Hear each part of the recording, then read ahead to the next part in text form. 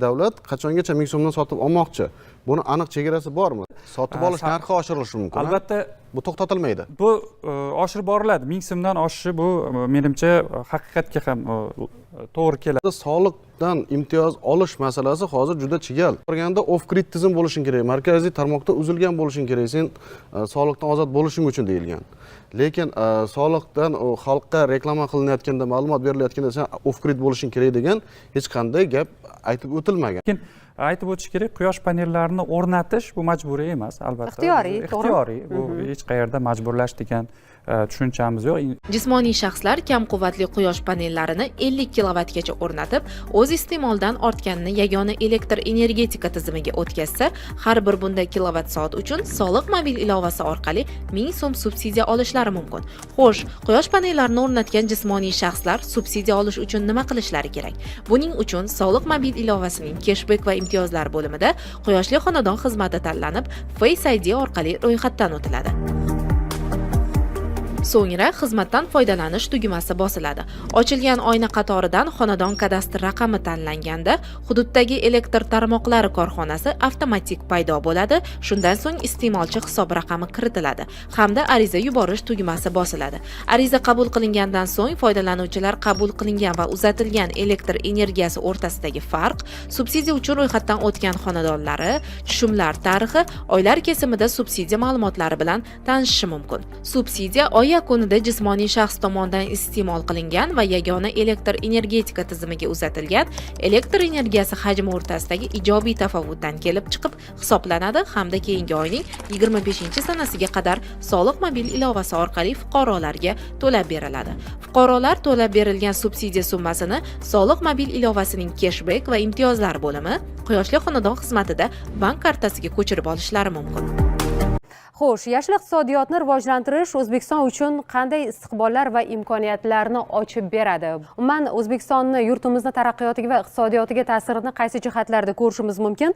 Zoir Kenjayev yuzlanmoqchiman mana shu savol bilan, marhamat. Savol o'rinli.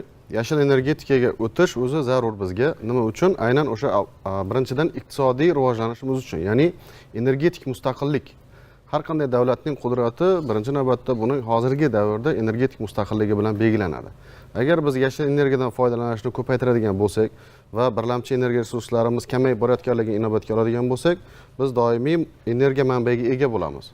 Va biz keyingi texnologiyalar, rivojlanish va dunyo bilan bemalol har qanday liniyada raqobat qila olamiz. Va shu bilan birgalikda yashil energetika bu zamonaviy texnologiyalar degani. Zamonaviy texnologiyalar bizga kirib kelsa, demak ta'lim tizimimiz ham, ishlab chiqarishimiz ham aynan shunga qarab yo'naladi. Ya'ni biz zamon bilan hamnafas bo'lamiz. Ijtimoiy tarmoqlarda ko'p kuzatganmiz. Bugungi kunda ba'zi bir mahallalarda hattoki xonadonma-xonadon yurib, quyosh panellarini o'rnatish majburiyatini yuklayotgan shu mutaxassislar ham bor degan ijtimoiy tarmoqda gap-so'zlar bor. Bundan sizlarni ham mutaxassis sifatida xabaringiz bo'lsa kerak. Bu jarayon qay darajada haqiqatga yaqin? O'rinli savol berdingiz. Haqiqatan ham o'sha ijtimoiy tarmoqlarda aholiga, qolaversa tadbirkorlik subyektlariga quyosh panellarini o'rnatish majburiy degan tushuncha ko'p joylarda ijtimoiy tarmoqlarda o'zimiz ham o'qidik. Lekin aytib o'tish kerak, quyosh panellarini o'rnatish bu majburiy emas, albatta. Ixtiyoriy. Bu hech qayerda majburlash degan tushunchamiz yo'q. Quyosh panellarini xonadoningizga o'rnatgansiz, to'g'rimi?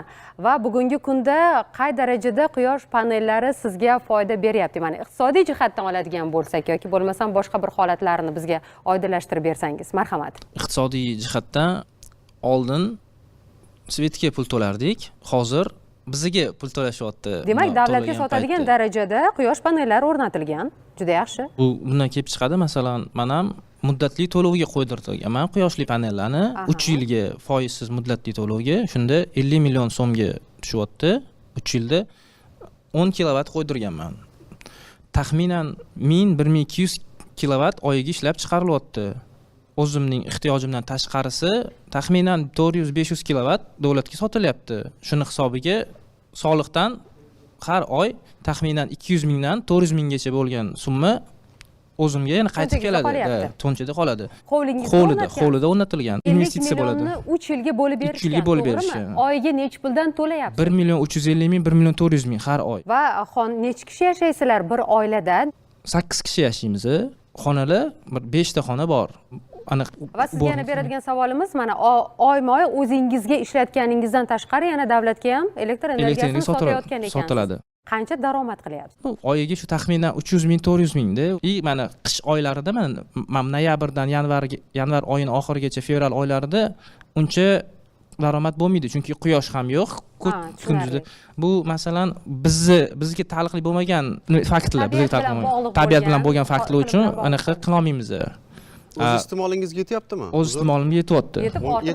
Yetyapti. Chunki oldin ham 400 kilovat ishlatardik, oyiga 400-450 ishlatardik. Hozir o'sha 450 ni yopilyapti, ham bu yog'iga, ya'ni 500-600, birda 700-800 chiqadi. Qish mavsumida demak o'z iste'molingizga yetyapti 10 kilovat. U yog'iga qolgan 9 oyda siz sota olasiz. Da. Zoir Kenjayev, sizga savol bermoqchiman. Bevosita mana shu soha bilan aloqangiz borligi uchun bugungi kunda nima uchun yurtdoshlarimiz hovlilariga quyosh panellarini o'rnatish kerak? Qarang, hozir mana bittagina misolni o'zida o'sha tushunib olishimiz mumkin. Ya'ni o'zingizda limit o'rnatilgan. Limit o'rnatilgandan keyin 200 kilovatdan u yog'iga siz 450 so'mdan emas, 900 so'mdan to'laysiz. Sizda qancha ko'p ishlatsangiz, shuncha to'lov oshib boraveradi-da, differensial tarifda. Shuning uchun ham agar quyosh panel o'rnatadigan bo'lsa, u limitdan oshib ketmaydi. Ya'ni ortiqcha to'lovni qilib o'tirmaydi va o'z iste'molini to'liq qoplab, masalan 3 oyda sota olmasligi mumkin, lekin qolgan 9 oyda sotib daromad ko'rishi mumkin. Va bu shunda hozir bular umuman davlat tomonidan berilgan elektr energiyasidan foydalanmayaptilar. Yo'q, bir kechda foydalanyapti. Bu to'lovi o'sha plus minus bilan hisoblaniladi. Quyoshli xonadon dasturi asosida, ya'ni kechdan olyapti, kunduz kuni sotyapti va bir oylik plus minus hisoblangan paytda ortiqcha chiqqani uchun 1000 so'mdan to'lov berilyapti. Agar 400-500 ming so'mdan 300 ming 500 ming orasida olayotgan bo'lsa, demak 10 kilovatlik stansiyangiz normal energiya ishlab chiqarib beryapti. O'rtacha bir yilda 15 ming ishlab chiqarib berish kerak kilovat soat. Demak 5 mingini o'ziga ishlatgan taqdirda ham 10 mingini demak sotadi. Ya'ni daromadda o'tiradi. Bu jismoniy shaxslar agar o'zi iste'moli o'sha limitdan oshib ketadigan bo'lsa, albatta o'rnatish faqat tavsiya beriladi, bu foydaga ishlaydi. Siz ham quyosh panellarini o'rnatgansiz xonadoningizga? Biz yuridik shaxs sifatida bizning binoyimiz bor va shu binoga o'rnatganmiz tomiga 100 kilovat. Hozirgi kunda juda ijobiy biz ta'riflagan bo'lardim. Ochig'i 6 oylar bo'ldi bizga o'rnatganimizga. Как раз shu yoz oyida qo'yganimizda juda o'zini yaxshi ko'rsatib berdi. Ya'ni shu 100 kilovat qo'ygan bo'lsak, taxminan 600 kilovat bizga bir oyda quyosh energiyasini ishlab chiqarib berdi. Bir kunda, ming bor o'zi, bir kunda. Undan tashqari biz aytganlaridek ekspertimiz yer solig'i va mulk solig'idan ham ozod bo'ldik. Albatta bu narsa ham juda tadbirkor sifatida aytishimiz mumkin, juda yaxshi ko'rsatkich. Bu degani biza ijarachilarimiz bor va bu narsa ochiq aytganda narxni tushirishgan bir qanaqangi aniq bo'ladi. Chunki narxi qimmat hozir va ekologiyaga ham katta foyda keltiryapti, zarar yetkazmayapti. Uzr, soliq masalasida ochiqlashtirib olsak, men o'zim ijtimoiy tarmoqda faolman, kanalim bor, odamlarga o'sha bo'yicha video materiallar o'taman-da, beraman, mana shuni qonunchilik asosini tushuntirib bera oladigan odam bormi shu yerda, aholiga foydali bo'lardi. Marhamat, yaxshi savol bo'ldi. Mana mazkur masala bo'yicha soliq qo'mitasi mas'ul xodimi sifatida quyidagilarni aytib o'tishmoqchiman. Sizning savolingizga keladigan bo'lsak, imtiyozlar soliq kodeksi bo'yicha beriladi. O'sha prezidentimiz 50 insonlik qarorlariga asosan o'sha qarorda nazarda tutilgan jismoniy shaxslar hamda yuridik shaxslar quyosh panellari o'rnatilgandan keyin yer va mol mulk soliqlaridan ozod etilgan. Bundan tashqari o'sha har bir ijobiy tafovut summasidan, kilovatidan 1000 so'mdan subsidiya ajratish belgilangan. Bu yuqorida ta'kidlab o'tildi. Endi o'sha soliq kodeksida belgilangan yuridik shaxslar imtiyozlarni o'sha interaktiv xizmatlar orqali olishlari mumkin. Ya'ni o'sha interaktiv xizmat orqali imtiyozga ega bo'lganliklaridan keyin soliq hisobotlariga avtomatik ravishda qo'llaniladi. Jismoniy shaxslar ham xuddi o'sha soliq kodeksida nazarda tutilgan, ya'ni o'sha imtiyozlar boshida ta'kidlab o'tganimizdek soliq kodeksi bilan belgilash nazarda tutilganligi uchun soliq kodeksida yozib qo'yilgan. Endi bunda o'sha tarmoqqa ulangan jismoniy shaxs o'sha tarmoqda uzilgan bo'lishligi talablar soliq kodeksidagi talablar bajarilgandan keyin 414-428 moddalari talablari bajarilgandan keyin jismoniy shaxslarga imtiyoz qo'llanishi nazarda tutilgan. O'sha joyda jismoniy yuridik shaxslarda muammo bo'lmaydi, o'sha aytgandek qilaveradi. Jismoniy shaxsda mana imtiyoz deyapmiz. Lekin ulardan off-grid tizimga o'tishi talab qilinyapmiz. Ya'ni u o'zini to'liq qoplashi uchun, masalan 10 kilovat, 5 kilovat o'rnatgan akamiz kechasi kuni quyoshdan energiya ola olmaydi. Davlatdan olish kerak. Agar u off-grid tizimga o'tdi, 5 kilovat uchun 5 soat yoqishi uchun kamida 25 kilovatchalik akkumulyator o'rnatishi kerak. Bu uning narxini 2-3 baravargacha oshirib yuboradi kamida. Agar litiy железо fosfat akkumulyatorlar qo'yadigan bo'lsa, narx yanada oshadi. Shuni bir qonunchilikka bu yoqda mana iloji yo'qmi? O'rnatsa bo'ldi, o'zi 3 yillik imtiyoz, to'g'ri emasmi? O'rnatilgan yer hududi uchun, masalan 5 kilovat o'rnatadigan bo'lsa, 7 dan hisoblaganda 35 metr kvadrat joy bo'ladi. Shu yer mol-mulk solig'idan o'sha o'rnatsa bo'ldi, quyosh paneli o'rnatdimi, u off-grid tizim degan talab qo'ymasdan, umumiy o'rnatgan jismoniy shaxslarning hammasiga o'shani joriy etish bo'yicha qandaydir bir ishlar ketyaptimi? Sababi bu hozir aholiga aytilyapti imtiyoz deb, lekin asli off-grid tizim bu hamma o'rnatib tashlagan, keyin o'rnatgandan keyin soliqqa murojaat qilyapti, sen off-grid bo'lmasang soliq imtiyoz yo'q deyapti. Keyin aholi bizga yozyapti, murojaat qilyapti, hammang aldoqchisan. E'tirozlaringiz to'g'ri. Hozirda o'sha haqiqatan mazkur qaror talablarini, qarorda imtiyozlarini, yengilliklarini fuqarolar ham o'zida sezishi uchun biz energetika vazirligi bilan tegishlilar amalga oshirdik. Yashil energiya, energetika vazirligi hududiy elektr tarmoqlari ma'lumotlar bazasi bilan integratsiya qildik. Hozirda o'sha qonunchilikka tegishli o'zgartirish kiritib, ya'ni jismoniy shaxs murojaat qilish talab etilmaydi. Ya'ni o'sha qonunchilik normalarida o'sha ma'lumotlar bazasi shakllangandan keyin avtomatik ravishda soliq organlari o'zi jismoniy shaxslarga hisoblash imkoniyatiga ega. O'rnatsa bo'ldi.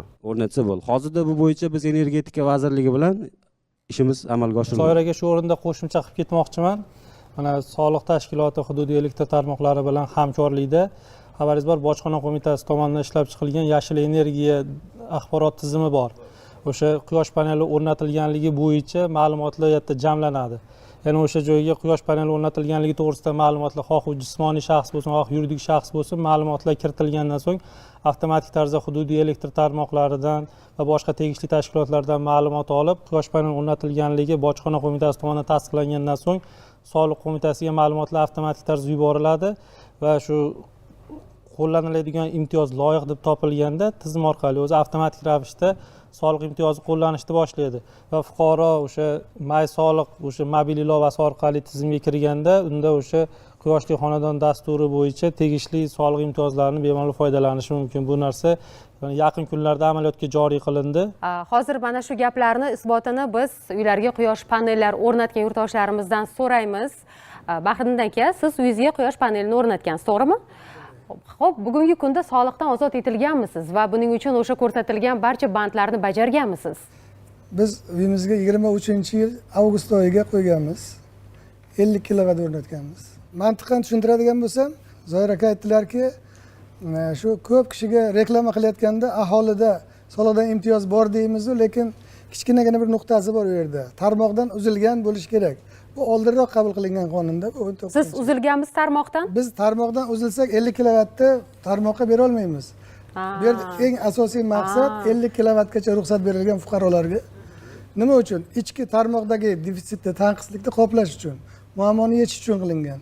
Tasavvur qiling, 3-5 kilovat bilan tarmoqdan uzilib, soliqdan uzilishi mumkin edi, imtiyozdan foydalanib. 20 baravar majburiyatni bajaryapman, lekin soliqdan imtiyoz berishmayapti.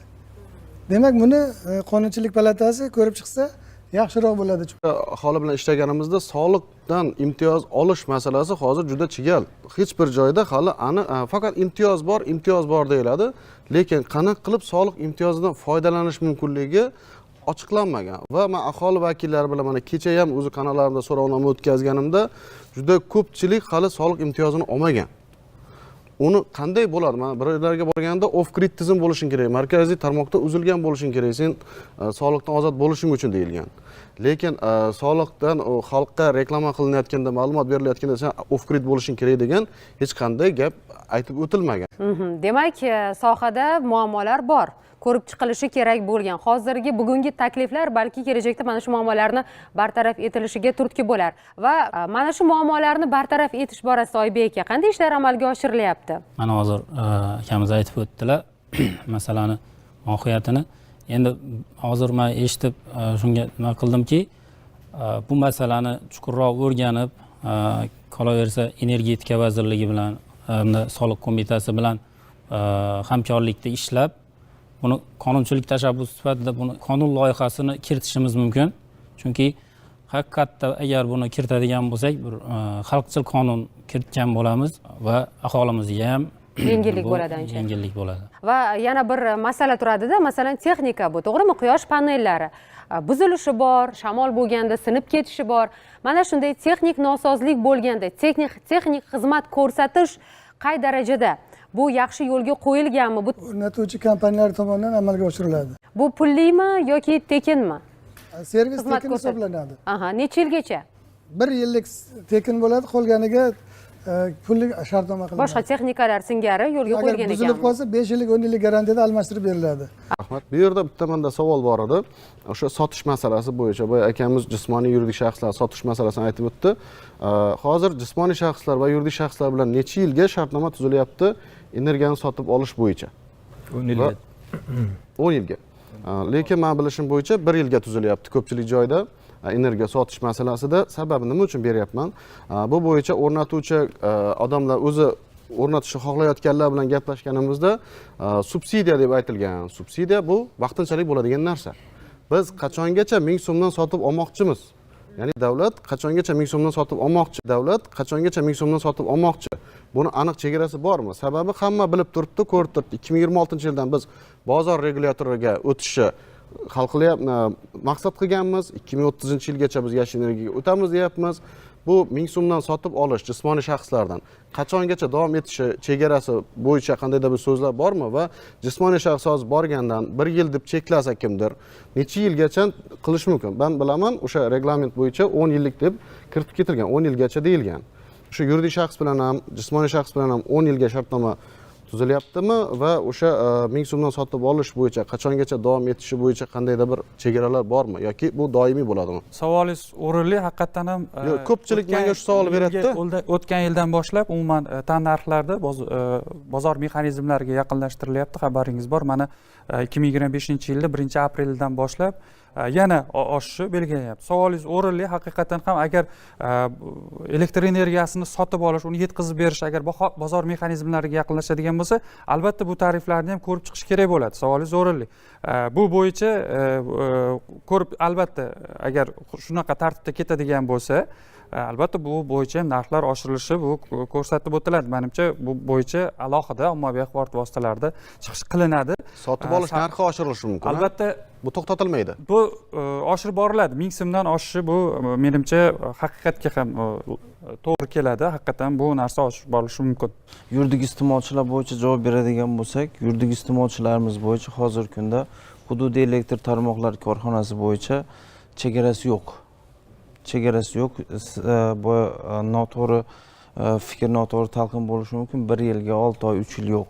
Hozirgi kunda hududiy elektr tarmoqlari Vazirlar Mahkamasining qaroriga asosan har bir ishlatgan elektr energiyasidan tashqari ijobiy tafovutimiz ham bor. Unda ham yuridikda ham bor. Shu narsani to'g'ri talqin qilishimiz kerak va 720 so'mdan hozirgi kunda sotib olamiz va bu hozir muddati belgilanmagan. Muddatsiz cheksiz davom etadi. Cheksiz davom etadi hozirgi kunda va 720 so'mdan sotib olamiz va yana bir aniq faktorlar bo'yicha aytadigan bo'lsam, 24-yilimizni o'zida 33,5 milliard so'mdan ortiq biz yuridik iste'molchilarga hududiy elektr tarmoqlari tomonidan to'lab berildi. Endi buni tartibi qanaqa bo'ladi? Buni tartibi yuridik iste'molchilarimizniki hozir oy yakunlanadi. Oy yakunlangandan keyin hisob faktura уже 5-sanagacha, maksimum 10-sanagacha yopiladi va уже 11-12-sanadan уже hujjatlar taqdim etiladi va уже shu kunni o'zidayoq hududiy elektr tarmoqlari shu iste'molchining hisob raqamiga shu pulni o'tkazib beradi.